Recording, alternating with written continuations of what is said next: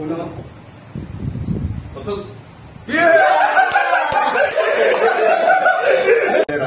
Nosotros somos el grupo 2, Fundamentos Biológicos sobre el Desarrollo y la Manifestación de la Fuerza. Y los integrantes somos...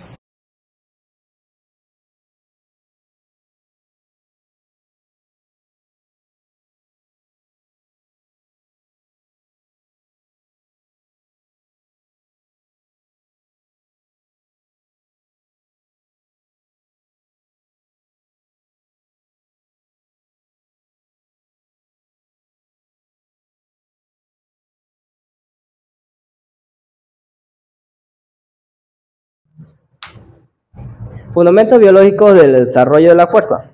¿Por qué algunas personas son más fuertes que otras? La respuesta está en los mecanismos biológicos que hoy exploraremos. La fuerza no solo depende del tamaño muscular, sino de factores estructurales, nerviosos, hormonales y el ciclo de estiramiento-acortamiento. En esta exposición nos centraremos en los factores estructurales clave para entender cómo el músculo se adapta al entrenamiento. Factores estructurales. La hipertrofia muscular. A mayor grosor muscular, mayor fuerza. Estudios muestran que tras 2 meses de entrenamiento intenso se observa crecimiento muscular. Eso lo dice Tesh en 1988. ¿Cómo ocurre? Aumento de miofibrillas, más filamentos de actina y miosina. El crecimiento de tejido conectivo, está el colágeno, que representa el 7% del músculo, la expansión de fibras musculares, tamaño y posiblemente número. Proceso bioquímico. Desde la primera sesión de entrenamiento, el músculo inicia la síntesis de proteína tras un entrenamiento intenso. Primero hay degradación proteica, primeras 2 horas, luego sobrecompensación, aumento de síntesis de proteínas hasta 48 horas después. Esto le dice Kramer el 2000. Imaginen que el músculo es una casa en construcción. Cada entrenamiento es como entregar materiales. En este caso serían las proteínas. Primero se rompen paredes viejas, que sería la degradación, pero luego se construyen más fuertes. En ahí sería la hipertrofia. Por eso el descanso es clave. Sin él no hay crecimiento. Bueno, entender estos fundamentos nos ayuda a optimizar el entrenamiento, la intensidad y la paciencia. La hipertrofia tarda semanas en verse, pero empieza desde el día 1. El descanso y la nutrición son esenciales para la síntesis de proteínas. En el próximo capítulo exploraremos los factores nerviosos, listos para seguir fortaleciendo sus conocimientos. Yo le voy a hablar sobre las fibras musculares. Primero les explicaré sobre cómo están constituidas estas. Las fibras musculares se constituyen por miofibrillas, que estas a su vez están constituidas por una serie de unidades contráctiles llamadas sarcómeros. Estos se encuentran constituidos por filamentos de actina y miosina, que estas están situadas entre los llamados discos Z. Se cree que la contracción muscular se produce cuando el sarcómero se contrae, se crean puentes cruzados entre las proteínas actina y miosina, y esto produce el acortamiento de los discos Z entre sí, y por consiguiente se acorta el sarcómero que conlleva la contracción muscular. Ahora, hay que aclarar que la miosina en las fibras musculares no es exactamente igual su composición química y su estructura. Estas diferencias se denominan isoformas. Ahora, esto nos permite clasificar las fibras musculares en 3 tipos: la fibra explosiva o tipo 2B, las fibras rápidas 2A y las lentas, que es las fibras tipo 1, según la velocidad con la que hidrolizan el ATP. Las fibras musculares, las fibras rápidas generan más fuerza y se contraen más rápido, pero se fatigan antes. En cambio, las fibras lentas generan una mayor resistencia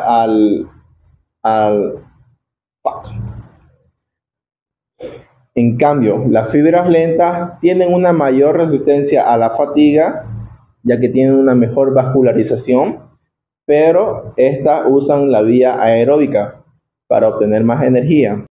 Ahora, ya sabemos que la clasificación de las fibras musculares va de acuerdo a la isoforma que tenga la miosina que se encuentra en los sarcómeros.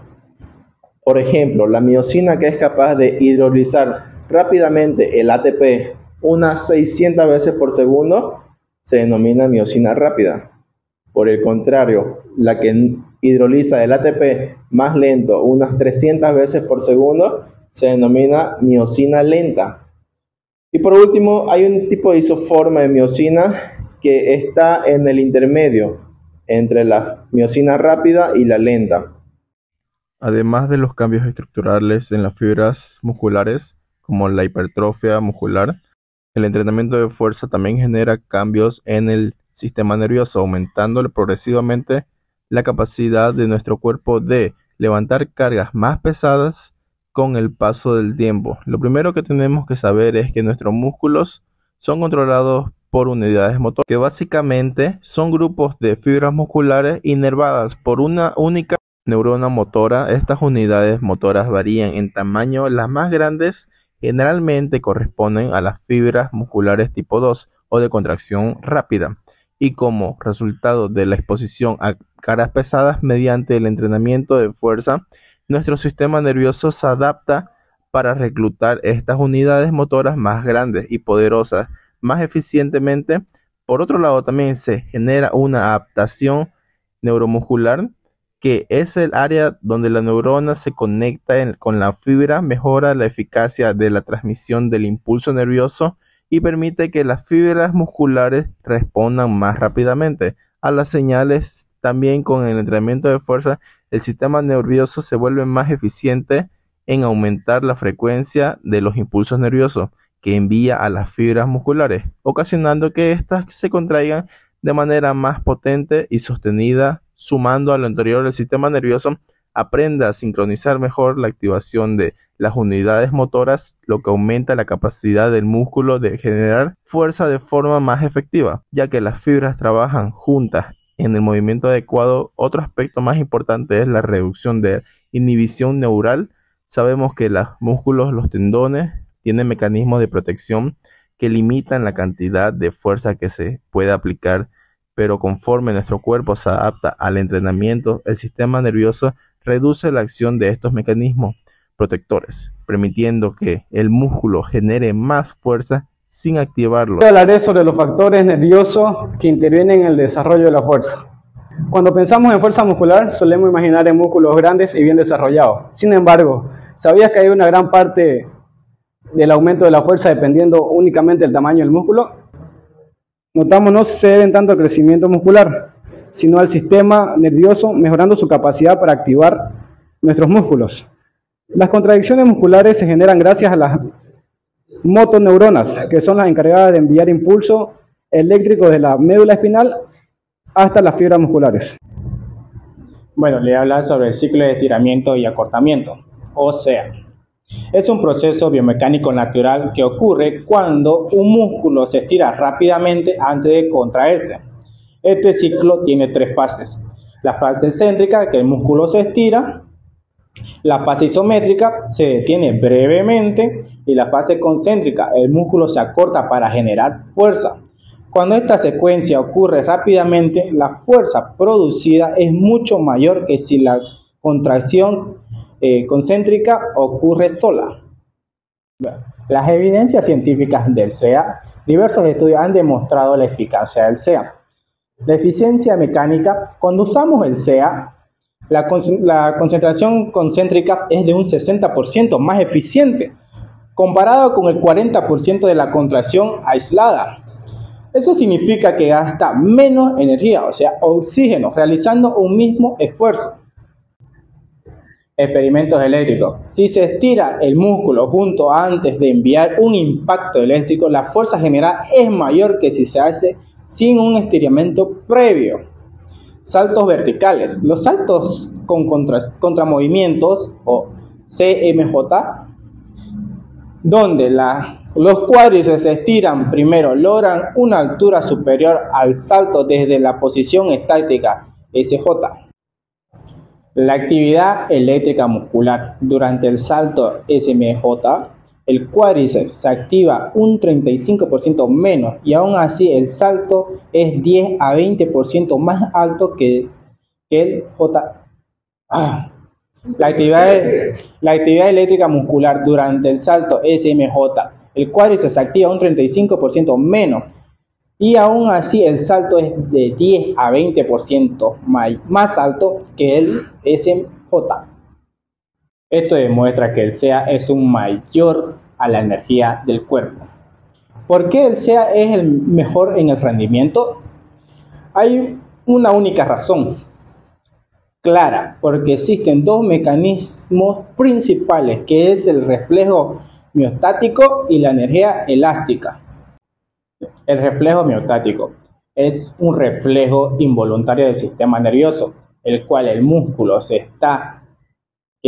que se estira responde contrayéndose más fuerte y más rápido. La energía elástica, durante la fase excéntrica, los músculos y los tendones almacenan energía como si fueran un resorte. Esa energía se libera en la fase concéntrica, aumentando la fuerza. Con el estiramiento, estos mecanismos mejoran. Los atletas entrenados demuestran una facilitación neural, es decir, su sistema nervioso mejora la respuesta muscular durante el SEA. El cambio en personas no entrenadas, el estiramiento puede ser incluso inhibir la concentración. Las adaptaciones mecánicas. Además del sistema nervioso, los tendones, los músculos se vuelven más elásticos y eficientes, almacenando y liberando mejor la energía. El ciclo de entrenamiento y acortamiento es la clave para mejorar la fuerza y la velocidad y potencia. Entrena con inteligencia, trabaja tu técnica, potencia el reflejo natural de tu cuerpo. Activa tu fuerza explosiva con el entrenamiento SEA. El SEA es el camino a la potencia máxima. Gracias. Bueno, continuando con los temas ya expuestos, hoy le voy a hablar sobre el mecanismo hormonal en el desarrollo de la fuerza. Los mecanismos hormonales son la clave en la adaptación al entrenamiento de la fuerza. Los mecanismos vienen a ser como tipo mensajeros químicos que regulan el proceso, como la síntesis de proteína, como en las hormonas de crecimiento muscular y la recuperación, y entre estos tenemos las más relevantes que están como las hormonas anabólicas y las hormonas catabólicas. Bueno, las hormonas anabólicas promueven la síntesis de proteína, que por ejemplo vendría a ser la testosterona, la hormona del crecimiento, y en la siguiente tenemos las hormonas catabólicas que favorecen la degradación de proteínas, que vendría a ser como ejemplo el cortisol. Como siguiente punto tenemos las hormonas clave y sus efectos, que el primer punto sería las hormonas de crecimiento, que su función vendría a ser estimular la síntesis de proteínas y el crecimiento muscular, y su liberación vendría a ser aumentar el entrenamiento intenso, especialmente con series moderadas entre 6 a 10 repeticiones y con un poco de descanso entre 1 a 3 minutos y ejercicios multiarticulares. Como siguiente punto tenemos la testosterona, que su función vendría a ser anabólica por excelencia, mejorar la fuerza, la potencia y la recuperación. Su liberación vendría a ser, se eleva con cargas pesadas, como vendría a ser el 85%, alto volumen y cortos descansos. Como tercer punto tenemos el cortisol, que su función vendría a ser catabólica, que regula el estrés, pero en exceso degrada músculo. Su liberación vendría a ser aumenta con sesiones largas, altas repeticiones y recuperación insuficiente. Y como tercer número tenemos que vendría a ser la interacción y aplicación en práctica. Cómo optimizar las hormonas en un entrenamiento. En un entrenamiento vendría a usar cargas pesada entre el 80% para la testosterona. Tener una combinación entre series que venga a ser explosiva, entre 30 a 60 repeticiones, y evitar la sobrecarga, que ahí ya entraría el cortisol alto. Y en la recuperación tenemos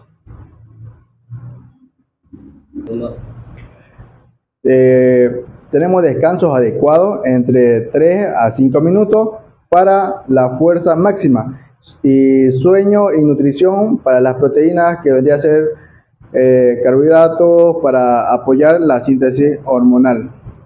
Existen básicamente dos tipos de metabolismo.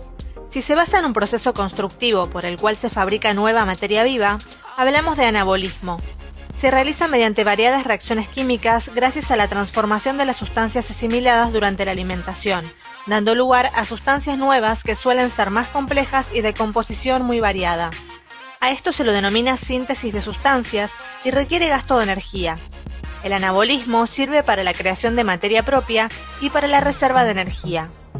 El catabolismo, por el contrario, es un proceso destructivo mediante el cual se obtiene la energía contenida en las sustancias asimiladas. Se da cuando las moléculas de mayor complejidad son descompuestas en otras moléculas más pequeñas. Cuando esto sucede, se produce de manera simultánea la liberación de la energía que mantenía unida a la molécula original. Esta energía puede ser utilizada para realizar otras actividades vitales del organismo. En resumen de lo expuesto, indico lo siguiente. Los factores estructurales del desarrollo de la fuerza son dos: la hipertrofia muscular y la característica de las fibras musculares. La hipertrofia muscular se debe especialmente a un aumento en el número y en el tamaño de las miofibrillas. Esto se acompaña a un aumento en el tamaño, pero no en el número de las fibras musculares. Las fibras musculares se clasifican en tres: las lentas tipo 1, las rápidas, que son las 2A, y las explosivas, las 2B. Atendiendo a las características de la isoforma de la miosina, dependiente a su vez de las características del nervio motor que inerva a cada fibra. Las fibras musculares lentas tipo 1 se diferencian con respecto a las rápidas tipo 2A en que aquellas producen menor fuerza más lentamente, pero son más resistentes. Los factores nerviosos que intervienen en el desarrollo de la fuerza son la coordinación intramuscular y la coordinación intermuscular. Existen tres tipos de unidades motoras: las que inervan a las fibras musculares 2B, las que inervan a las fibras musculares 2A y las que inervan a las fibras musculares tipo 1. Durante las contracciones isométricas submáximas progresivamente crecientes, las unidades motoras se reclutan siguiendo el principio de la talla de tipo 1, tipo 2A y 2B. Durante los movimientos explosivos es muy probable que solamente se recluten selectivamente a una gran frecuencia de impulsos nerviosos las unidades motoras que inervan las fibras musculares 2B. El CEA, la contracción excéntrica aislada, se caracteriza por ser más potente que la contracción concéntrica aislada. Excéntrica, concéntrica. Ello podría ser debido a la intervención del reflejo miotáctico, a la capacidad de aprovechamiento de la energía que se ha almacenado en los músculos durante la contracción excéntrica, o a ambas cosas. La realización periódica de ejercicios de CEA se acompaña de una mejora de las prestaciones durante el CEA. Como último punto, hablamos también sobre las principales hormonas que favorecen directa o indirectamente de la síntesis de las proteínas, que son las hormonas de crecimiento, TH, la insulina, la somatomedinas y la testosterona. Bueno, concluyendo con nuestra exposición, lo que le queremos recomendar a todos los que están viendo nuestro video es que no sigan una rutina de un entrenador empírico que ven en TikTok, en YouTube. Normalmente tienen que apersonarse a personas estudiadas y que tengan la capacidad para poder instruirlas o enseñarles y desarrollar su capacidad física adecuadamente. Gracias.